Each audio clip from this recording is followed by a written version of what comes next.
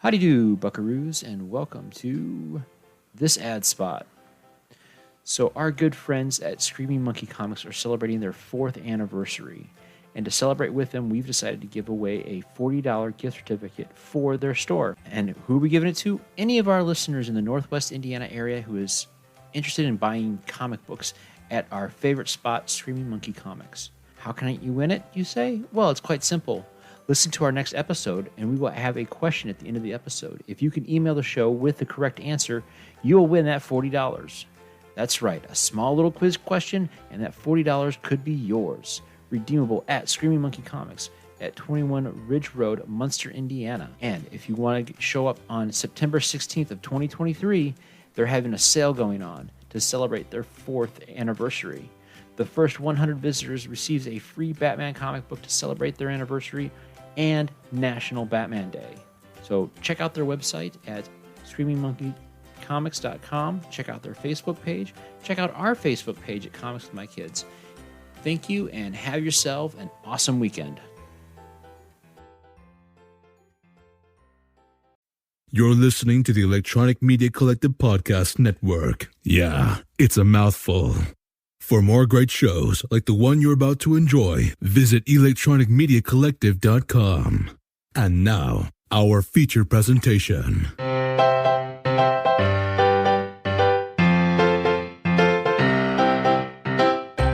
How do you do, buckaroos, and welcome to Comics with My Kids podcast, the official podcast for the comicscornerbox.blogspot.com.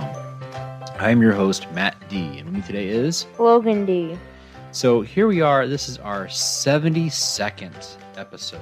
Today's our 72nd episode. Anyway, what are we talking about tonight, Logan? We're talking about Captain Underpants and the big bad battle of the Bionic Booger Boy, Part 1, The Night of the Nasty Nostril Nuggets. Holy cow, that's a long title. So this is the 6th epic novel by Dav Pilkey. So you know a lot about Dav Pilkey because you're a big fan of the Dogman books. So does Dogman tie into Captain Underpants at all? Well, it's actually the other way around because two of the main characters in there, George and Harold, love making comics. And so in the book Dogman, you actually see those characters making the Dogman comic. Gotcha. So then Captain Underpants is part of their creation too? Yeah. All right. Well, why don't you set it up? Who is Captain Underpants? So, one day, there was this mean principal at the school who had always made all the kids' life miserable. Then George and Harold had found a hypno ring in a cereal box, and they hypnotized him so that whenever they snapped their fingers, he would turn Mr. Krupp, the bad guy, would turn into Captain Underpants. But if he got wet, he'd turn back into Krupp. So then all these adventures that's going on right now, so it's actually the principal that's doing this and not some cartoon character? Well, it technically is the cartoon character because it takes over Krupp's body. Okay, so he's convinced he's Captain Underpants and he goes on all these adventures. So how does our adventure start out for this book? And so one of the funniest things is it starts off introducing them, and there's this one guy named Melvin Sneedley, and he will follow rules to the period. And so, George and Harold have messed with signs before, and now, so the sign as Oh, before, wait. Sorry, your word kind of ran together there. They messed with what? the sign. What sign? So there's a sign that said, "Please wash your hands after using the toilet." Then they came out to it. They scrambled up the letters. Then the guy who followed the rules saw it said, "Please wash your hands in the toilet." I see. Okay. So then the principal came by and saw him washing his hands in the toilet. I see. Okay. So George and Harold are a little bit like pranksters then in the book. Yeah. All right. And just to back up a little bit, so is this book itself a comic book, or is it more like a novel with a lot of cool artwork in it? Graphic novel. Who's the main bad guy then in this story? So in this story, it's actually Melvin, because he has a combinatron where he can combine things. He could combine a robo-skeleton with a hedgehog. So it's people, or it's things and animals? Does it work on people too? Yes. So at one point, he tries to combine himself with a really cool robot to make himself very strong. And last second, he sneezes, so it combines him with the booger, the robot, and him. I see. But before that happens, the reason why he had built that is because he got mad at George and Harold because everybody was getting hit by what's called squishies, and it's where you end up getting ketchup in your underwear. And I see that joke you told me a while back about how they're putting ketchup packets on the toilet seats.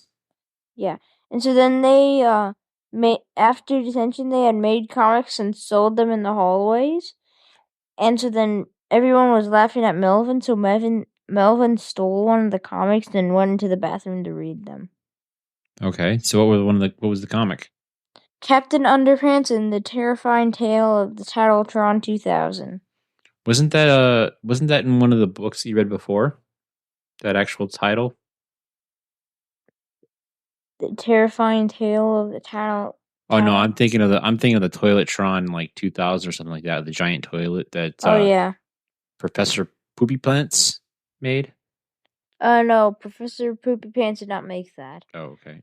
They came to life because of sewage waste. Oh, okay. Flushed down a toilet. But that's a story for a different time. So tell me more about this particular book. Why is it actually a part one? They couldn't fit it all in one book? I know because, well, it's actually hard to explain without giving away the ending. So, well, just kind of give me a ballpark idea. I mean, this is like the 6th book and like probably 12, 13 books. So I don't think we'd have too much problem being spoilery on it. They had gone through Tissue Factory. Who's they? The class.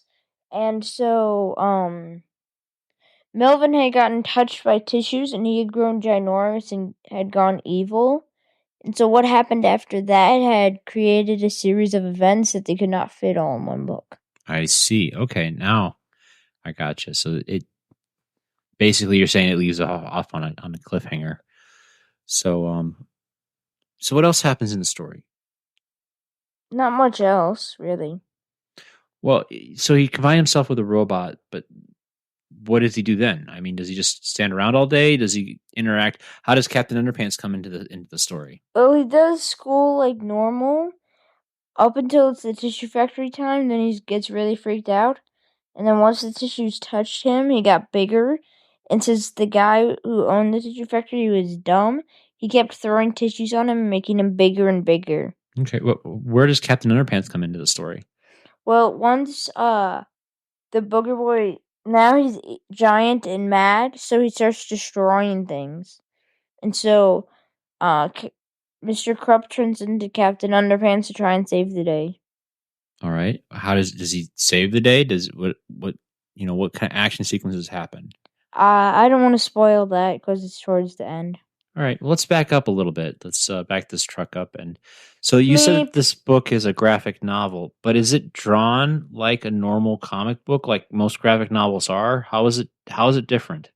It's drawn like most comics, or like most graphic novels. Like it definitely looks like it was made off of a computer. Until you come to the part of the comics. When you're looking at the comics, you can see all the pages are cut terribly, like they made it themselves, and all the drawing definitely looks like it's made by a kid. Well, I was actually referring to like the main story of the book. It looks like there's just a single page, and then they have a bunch of normal like paragraphs and prose written like you would in a normal book. Huh? Well, like here, this part of the story here on what's this page? Page 19. So normally in a comic book, you would have gutters and panels going across, but instead it's one giant page with text in the middle, and then the drawing is kind of incorporated around it. So it's not necessarily drawn like your standard comic book with gutters and panels to show the progression of time and movement, but it just shows one picture, and then there's all this text in the middle of it to kind of tell the story like a regular novel would be. So it's kind of a combination of comic book and novel. So what keeps bringing you back to the Captain Underpants book? Why did you choose this guy? Because it's very funny. Okay. Is there any morals or anything you learned from the book? No. No. So it's more like A funny book. Gotcha. So it's more like the if this was a Little Debbie's oatmeal cream pie, it'd be like the center of the cream and not like the oatmeal stuff. Definitely. Okay. Anything else you want to include about Captain Underpants? Any cool jokes or anything you want to highlight? No, nothing really. All right. Well, what about the art style? You said that the individual comic books inside look like Harold and George drew it, but what about the regular art? You know, like these big pages. What does that look like to you? It looks like well, to me it just looks like definitely made off a computer. And it looks a lot like maybe something you'd see on a movie. Okay. So a little more like animated and not less like Dogman and more. Yeah. Okay. Do you learn any cool drawings or anything in the back? I know several of the books that you get, they show you how to draw certain things. Is there anything cool about that? No. No. All right. What No. about fliporamas? Are there any fliporamas in the book? I know those are real big in the Dogman book. There's a few. Okay. Can you describe one of them to me? So there's one where the robotic hamster will not do what Melvin tells it to do, and so he goes to hit it with a ping pong paddle. So it was going to beat the hamster with a ping pong paddle, but the hamster jumped up and grabbed Melvin and started hitting him with the ping pong paddle. I see. Oh, okay. Melvin sounds like he's not a really nice guy. He's not.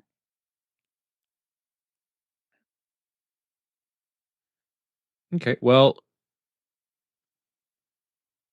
I know I don't have anything else to include about Captain Underpants. I know you've enjoyed reading the books. It's definitely a book that I would consider to be nothing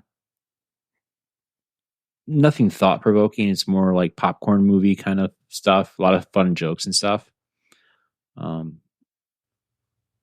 So yeah, I would like to know, what do you think of the book? Is it a buy, borrow, or a bust? Buy. And I noticed I didn't have very many of these in my collection. Yeah. Well, I'm in the mindset that it's a bust, only because I don't care too much for how Harold and George treat everybody in the book. I don't think they're really nice kids in overall. They tend to get in trouble and not really focus on what they need to do on a daily basis. I know that if they were kids in my school that I was,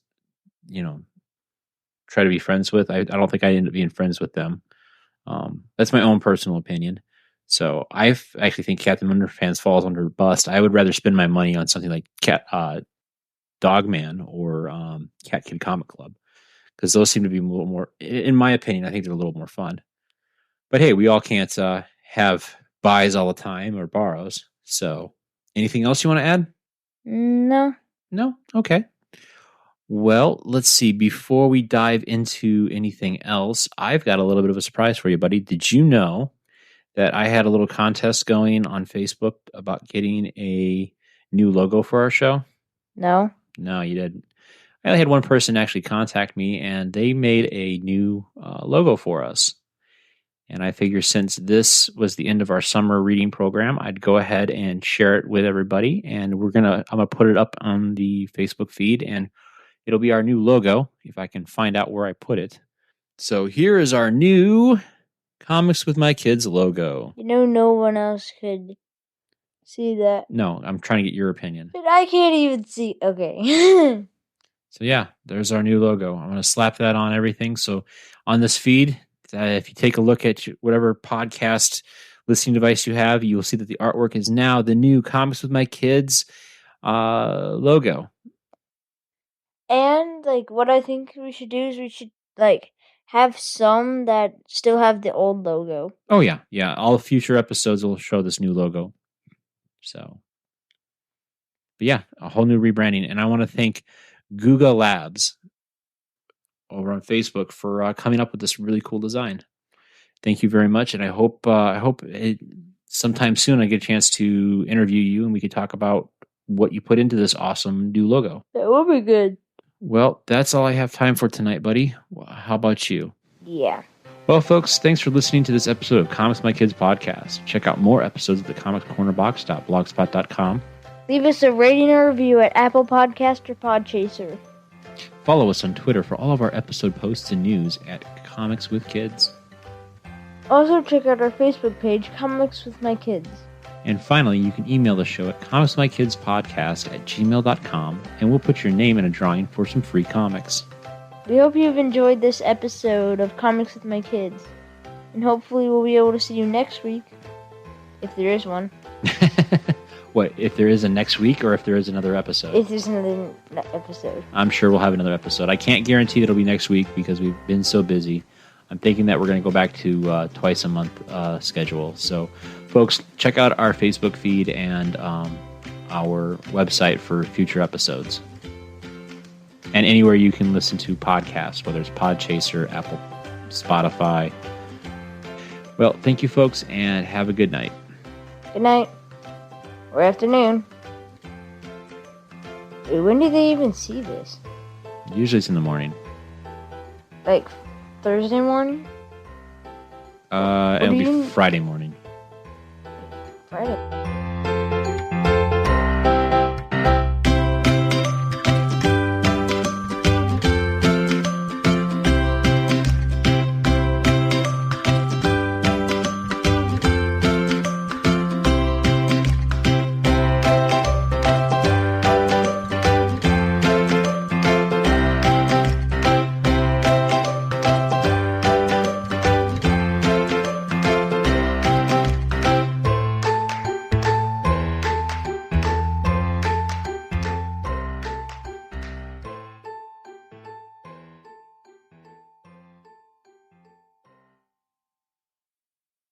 Talk back in that microphone again. Talking. 1, 2, 3. Talking. All right, cool. By the way, there's the title. All right, cool. Here we go. 3, 2, 1.